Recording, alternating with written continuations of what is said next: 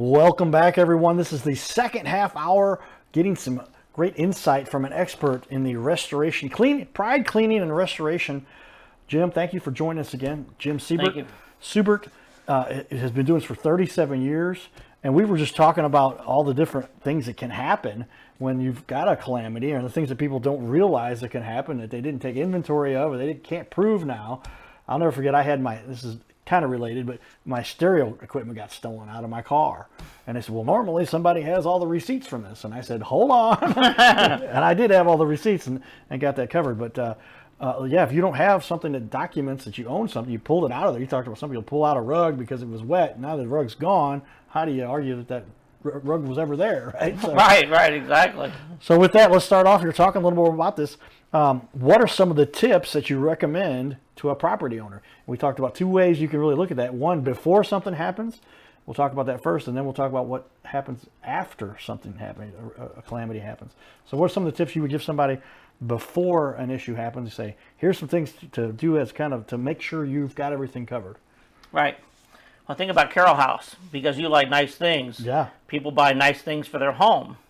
But how often do you actually take that receipt, put it in a file, or save it somewhere where it's in safekeeping? So I recommend everybody would, as they're buying nice things for their home, they should take a picture of it, save it on their file somewhere on their Google Drive, or upload it somewhere. Take a picture of the item with the receipt and save it.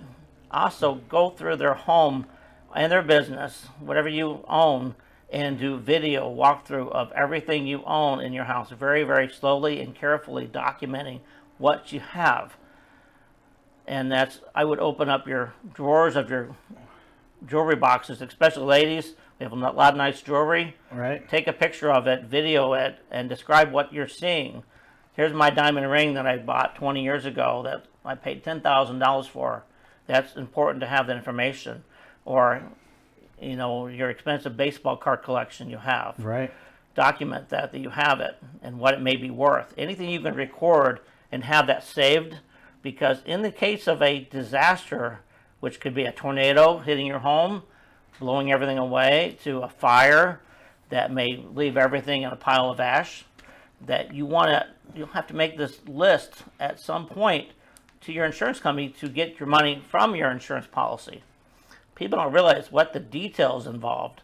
Imagine if you went through your house right now, your business, and had to inventory everything you own that has a value. I'm talking about what it is, where you bought it, how much you paid for it, how old is it, but you're able to see everything as it sits right now. Now imagine having to do that same list after a disaster struck your home or a business, and everything is now gone, it's melted, it's in a pile of ash, it's blown away by a tornado that went through St. Louis and leveled everything like Joplin. Yep. And I experienced Joplin, and I was there after it happened, and these people weren't just given a check for their contents list or contents total. They thought $200,000 worth of insurance, I'm going to get a check. No, time out. The insurance adjuster said, I need a list of everything you're claiming with all that detail. Where you bought it, what it was, if you got pictures of it, receipts, and you have to document, put that paper trail together after the fact. It's a daunting task. So you do it now. Do it now as soon as you can, because you never know when disaster may strike. That's for sure. If we knew when that was going to happen, we could be millionaires to say we're predicting storms that are coming, right? Right. Nobody's able of doing that. We talk about the way are they controlling the weather around the planet right now? I don't know. Something definitely keep in mind. So then talk about a little bit, that was before, after. Now that the calamity has happened, what are some of the steps I should take? First, you said, I think one tip is call you first before you call the insurance company. Correct, because we're going to help you. Let's get all the facts together. What exactly happened? What did you find? Steps have you taken so far? I recommend you look at your insurance policy. I'll point out some things you want to look for. I'm not an adjuster, but I have been in the industry 37 years. I've been through training. I understand what's in policies. I've read my policy cover to cover, and most policies are very general in nature, and they were written by an insurance company. So in their favor, Right, not yeah. in your favor. So you should read through your policy and know what's in there. But you've had a disaster now, so what do? You get your policy out and you look through it and you want to know what you're covered for, what exactly happened, and you want to tie this incident into what your policy is covered for. For instance, if you come home and you found your toilet supply line ruptured, it broke off from the toilet and it was spraying water all over your house, that's under your policy under sudden and accidental discharge of water. That's what it's under most policies. So that's what you want to, that's what you're calling the insurance company to tell them what happened. Not, I don't know where the water came from. I don't know what happened. It may have been from the roof leak or no. You want to know what it's covered for. Roof Right. leaks may or may not be covered. It depends. Water in the basement may or may not be covered. So you want to know what's in your policy, what's your coverage amount, and what's your deductible. Know all the information to get your story straight, to know what it is, and you're saying the right things to the insurance company.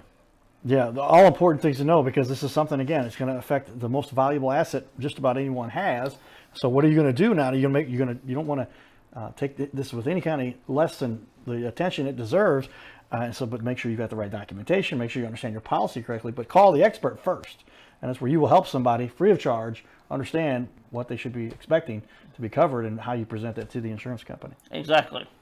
Okay, very good stuff. Well, tell me a little bit about mold restoration and how that is affected, and is that separate? Is that included? Water caused the mold, but was water the issue? How do you deal with mold restoration? Great question, because people call us all the time about mold. I've got mold in my house. Well, mold won't just show up in your home without something happening prior to, whether it was a water leak that you knew about, you cleaned up, or no, you didn't know you had a leaking faucet underneath your sink, and now you discovered it's been leaking for some time. So mold is now present. Mold's got to have moisture. It's got to have food, which is like your cabinets. Could be a food source. Could be carpet or drywall is oftentimes found on where we find mold. And mold is actually, there's many different species and genuses of mold. Wow. Some will cause more health concerns than others. Okay. And people ask me, is this dangerous to be in my home? I can't tell you that. You can talk to your doctor, because mold affects different people different ways. Okay. Depends on the levels, but there's testing. You can call a company and actually have it tested to know if my home is safe to be in, what are the levels, and comparing to outside levels. Because there's mold everywhere. It just depends on how severe it is. And mold may or may not be covered on the policy. But again, it goes back to when the water damage happened. If I'm removing drywall because it's wet and there is some microbial growth on the bottom of it, I'm taking out through water damage. It's covered under the policy for water, not for mold, because Okay. it's wet. Okay. So this is, yeah, all kinds of variables here that can affect this, and then how does it get covered, if it's covered, what you should describe, what you know, what you can prove, and what things that you shouldn't assume. You've talked about this before. Don't assume that because you thought this was there and this was not done or this was done, that's what caused it, and you're just admitting to something that you didn't, that wasn't even actually the case. Exactly. But giving them a reason to not cover. Exactly. And they're looking for what you say to use against you to not cover the claim. Right.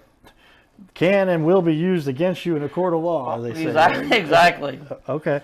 Well, interesting, and stuff that people should be wary of. But mold, all kinds of caveats to that. And how I was doing some research myself. We found some mold at one of the properties not long ago, and I started looking at it, and I realized, and I said, oh, wow, okay, what if you inhale this type of mold? We determined on our research, and I found it. It could be wiped down, but you need to use bleach to clear it and clean it. It shouldn't be causing any major stuff. But other mold can cause worse damage. It's a lot to deal with when you're talking about mold. When you mentioned bleach, a lot of people think I'm going to pull my bottle of bleach out of my cabinet and clean the mold off. Bleach is actually more toxic than mold can be. Yeah, and they said, but be careful, you can kill yourself with bleach. You can with bleach, exactly. People put bleach or ammonia, and you can cause a chemical reaction. Pride is actually one of the companies that, only one I know of in the area, that's using a product that's totally non-toxic, perfectly safe for mold. And we use it for cleaning, deodorizing of all our properties we work in. And it's called electrolyzed water and salt, otherwise known as HOCl, hypochlorous acid, which is like I said, electrolyzed water and salt. Okay. And it's a disinfectant deodorizer that we use for treating mold. We use it for treating sewage cleanup. We use it for treating water damage. And we started using this because my wife, Susan, is highly sensitive to chemicals. Okay. And so we wanted to find something that's safe for her and safe for, we started using it after COVID 2000 and used for that too. So disinfecting is a very powerful product, but very safe. Well, that's where you must have the experts and know what they're talking about, so you know what chemicals to use. I mean, I would just say throwing on bleach, I'm like potentially giving people a big problem there. You inhale too much of that. That was another note that we noticed on the video we watched that said on YouTube. I'm a YouTube expert now, right? But yeah, if you inhale too much in enclosed area and you inhale too much bleach, it can cause all kinds of problems. Oh, sure. And end up causing, some people could not make it from inhaling too much of that, right? Right. Crazy. Well, another big one that a lot of people are concerned with, and this does happen. We just had a friend recently, and the garage caught on fire, and it led into the house, but the car caused the initial fire to start in the garage. I'm not sure how that happened, but fire. What happens with regard to fire and fire restoration? How do you deal with that? Yeah, so fires are, of course, fire. A small fire could be a small kitchen fire.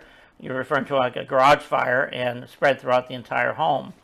And so with a fire in a garage, you've got chemicals that are involved. You could have cans could explode, and now you're dealing with some really toxic products in your home, and you don't want to go in there and start cleaning it up. And one thing I want to say about fires too, insurance companies have the right to inspect, and people will think, I had a fire, I'm going to go in there and start cleaning up and moving things out of the way, throwing away these contents that are affected. You got to stop. You cannot touch anything after a fire. The insurance companies will need to come in and do a cause and origin a lot of times to see what caused the fire. And if you disturb the scene, you could cause a real problem on getting covered through your insurance company. Because if it was, let's say, electrical fire, and you had a scooter plugged into the wall, and that scooter battery caught fire and caused the fire, and you threw it out just to think, I'm going to get rid of it, and because I don't want to look at the scooter, you've disturbed evidence that they could use to subrogate against that company that caused the fire. Okay. Which then, if subrogation is successful, you could get your deductible back. So it's really important not to disturb the scene of the fire.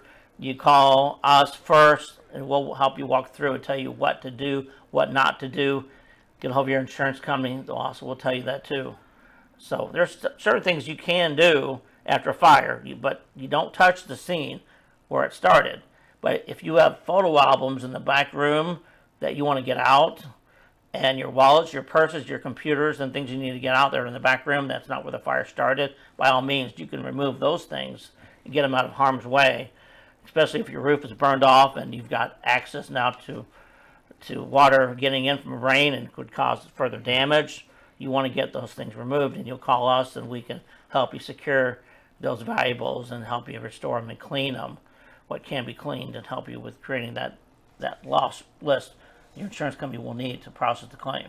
Wow, yeah, and you help me realize a lot of people get very frustrated. They're like, well, now I'm still going to have to pay this deductible, usually 500, 1,000, sometimes it's a percentage. But if that can be mitigated, because they can say, hey, this party was at fault, and this is the reason, we're going to go after the insurance company, will go after them, and then you're not out that deductible, which is just which is huge. It could be a $5,000 deductible I've seen. Sure.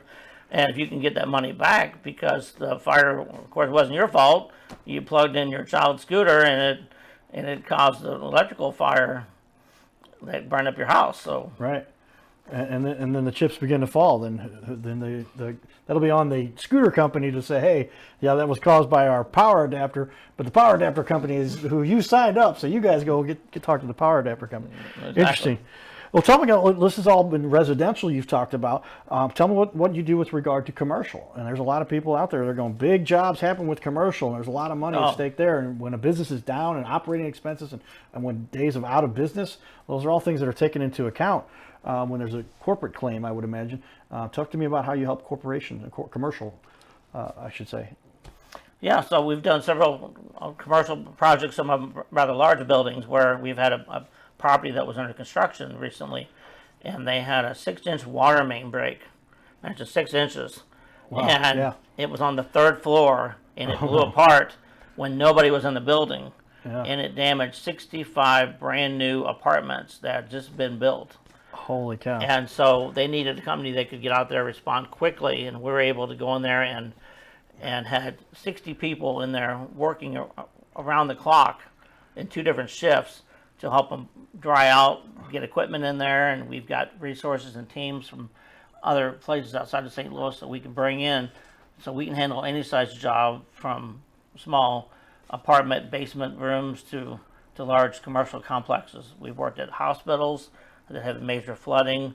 We're able to go in there and help them restore it quickly, get the water cleaned up, help them save valuable files, get those dried out, and we've worked in schools.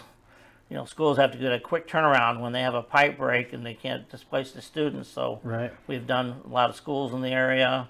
We've done large apartment complexes that have tenants that needing a place to stay. We've helped get the place restored. So because they're not getting rent from these people while they're out. So you got to do a quick turnaround to help them, their tenants, get back in their units. So. Well, that's when you're helping those in the community, that's where we put the hat on, because we like to see the effort been done to take and put people back into their normal way of life. Talk to me about some of the work you've actually done for some well-known entities. You talked about you've done work actually for Disney. Is that true? Yes, it was. Yes. So back in 2004, 20 years ago, Hurricane Ivan came up through and did some damage through, and Hurricane Jean as well. There was like 4 or 5 hurricanes back to back. You've got the hurricanes memorized. And so there was work. We were called down there to help. We were part of a large network, and they needed help at Disney World, and they had multiple properties that were affected. And we worked at the Contemporary Hotel. A lot of people are familiar with that location where you have monorail drive-through. Right. And so the hurricane blew through all the windows and patio doors on the backside of the hotel, and we were responsible for drying out these rooms because they were, of course, had been fully booked. It was summertime. Yeah. And so we had to do a quick turnaround and to get the rooms dried out, and then had pulled carpet out, and then had new carpet coming back in, and to get the rooms turned around quickly. We were able to do that within a 2-week turnaround to meet their needs. So it was a fun project. Yeah, you've talked about, then with regard to that, how do you get the work done? You've got a pretty large crew that's available to you, so you're not being held back and having to put people on hold. These things are important to get resolved quickly, because otherwise, money's being paid out for time off and related expenses. But talk a little bit about your crew. Yeah, so we have 30 crew members on board right now here in St. Louis. So we're able to help. We do not just the cleanup part of it, we also do the repair part of it as well. People don't want to see their house torn up, and then who am I going to find to put the home back together again? So we'll go in there and bring these people in. We got contractors and subs, and some of our in-house employees will help them restore their homes. And we're able to get to people's homes pretty quickly, and businesses as well. So we do answer the phone live 24 hours a day. So we're able to get to these houses and businesses right away to get their property restored. So. Very important, yes. It's a matter of getting things done. It's great to have the experts and people you've trained and make sure that they get the job done accordingly, because when insurance companies get involved, they want to make sure everything's put back in place properly so that this doesn't happen again, or that they don't have other issues that arise that are related to that from repairs not done the right way. Well, I'm going to show everybody, we do have, Jim's done a lot of great work, been doing this for a long time, and then this whole Google thing popped up, and now we've got to get our reviews, right? So if you take a look here on our wall, I'll put you can see the wide shot here on the far right of our studio, on the left side of your screen there. These are some dynamite reviews, and especially, like I said, you've dealt with something I dealt with. Somebody I didn't even know, never talked to them, and they went and gave me a 1-star. And I was like, what? I don't even know who you are. They did remove the one. The other one, a guy made up size. But those are things you deal with. But even as such, you look at these stars, 83 reviews, a 4.1, and I can tell you, if you could knock off a couple of those fake ones, then yeah, you're going to have a really high score. But let's see what Debbie says. We had the misfortune of having 2 water issues last month. The result was 2 insurance claims, 2 deductibles, and 6 months process out for our home to get our home restored. This was a major hassle. However, Pride Restoration made, we could expand this a little bit here, the process complete. Dustin, Ken, Steve, and Anthony were some of the crew that worked, and were all wonderful, each of them going above and beyond to get us through this. I highly recommend Pride. How does that make you feel to have some people sharing those kinds of response from some of the work you've done? Oh, it makes me feel good. I'm confident knowing we got a great crew that's going to go in there and take care when people have a disaster, and just hearing that feedback. And met with a client yesterday, and she said, "I'm going to give you a review," and she said she had heard great things about us, and she said couldn't speak more highly about our work we did, and just was naming several of the employees. And so it's a very stressful time. Having disaster in your home is no fun. However, we go in there and help restore the calmness to this, and say, you know what, it's going to be okay. We're going to help you. We'll do what we can. And then this lady couldn't go in her basement, so we were able to bring everything out of her basement, let her sit in the backyard in a comfy chair, and look at everything she had and make decisions on whether you want to try to keep it or do you want us to put on your total loss list. Right. And damage it out. And so we were able to look at it without having to converse the steps and be in a really nasty sewage-filled basement to look at your contents. And she appreciated that fact that she was able to do that. Well, again, the expertise that you bring to the table that makes it stand out, and why you've had so many of those good reviews. Tell me, what is one thing you think you do better than your competitors? What's one thing that helps Pride Restoration, cleaning and restoration, to stand out? What would you argue sets you apart? I would say it's the education component of it. Okay. 'Cause I really want to help people understand what they're going through and help them, make sure the claim is filed correctly, make sure they understand tell me what happened, to make sure they understand have them point the things out through their insurance policy they should look for, and just be there every step of the way. We're an owner-operated, veteran-owned company, and that I've been doing this for 37 years here. I think I'm one of the most senior self-employed restoration company here in the St. Louis market. There's other companies been around longer, but they're in their second or third generation, so not the original owners anymore. But we just want to treat our clients as family, and I've made many, many new friends that I have from first meeting them through their disaster in their home, and now we're now best friends after all these years. So it's been wonderful. Well, that's key to the success of a business and running as long as you have with the experience you bring.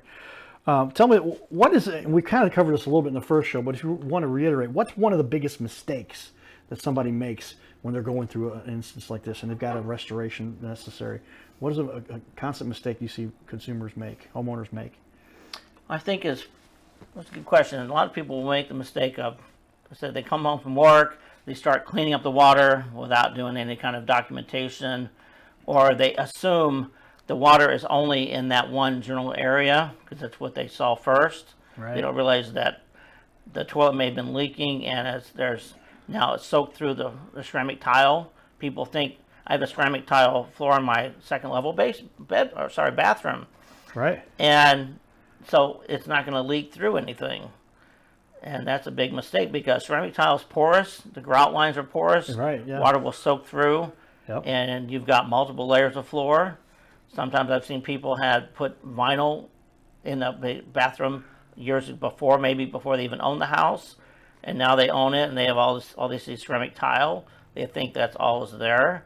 However, we'll check it and realize, you know what, you've got vinyl, you've got wood underlayment underneath there. Now you have a backer board, and all that water is now penetrated through all those levels.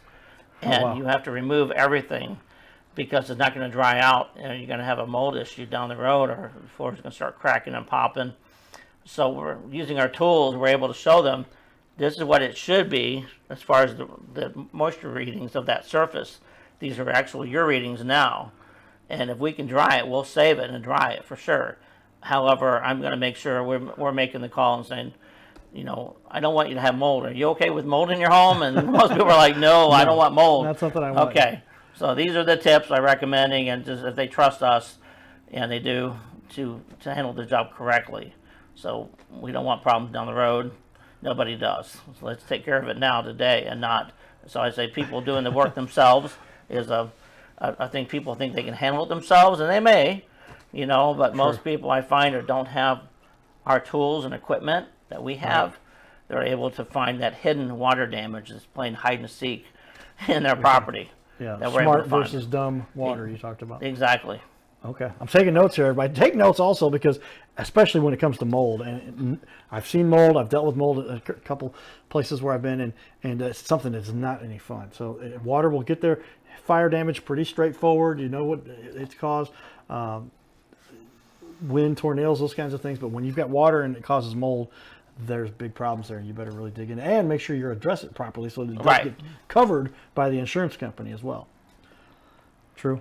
True. Very much so. Well, tell me then, you've been doing this for quite a while. Give me a couple examples of clients in a situation where you kind of had to go out of your way to help somebody. You could tell they were in a dire situation, but you went out of your way to help them. Can you give me a couple of examples? Yeah, we've got a client. We just were finishing up a home they had in Carlinville, Illinois, and there's a vacation property.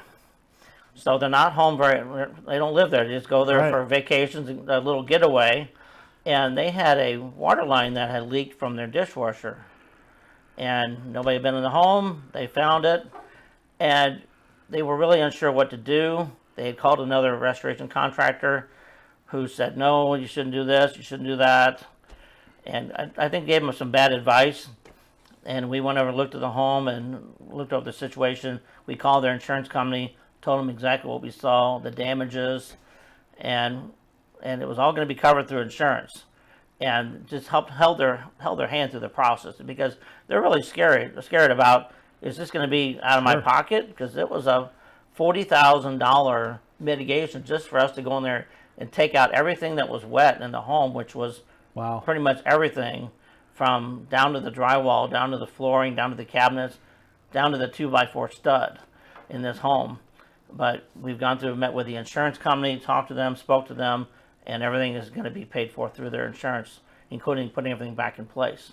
So they were very delighted and know that's going to be within their coverage. And they had quite a bit of mold in their home, but again, it was from water damage, not just mold. The water came first, everything was still wet. We documented as water damage, and the insurance company's paying for it. Very important. Water damage. Yeah, very important how it's documented so that it does get covered properly. We got less than a minute left here. Tell me the process for somebody. If they say, Jim, I've had a problem, how do they hire you? How do they contact you to get started so you can help them? Just give us a call.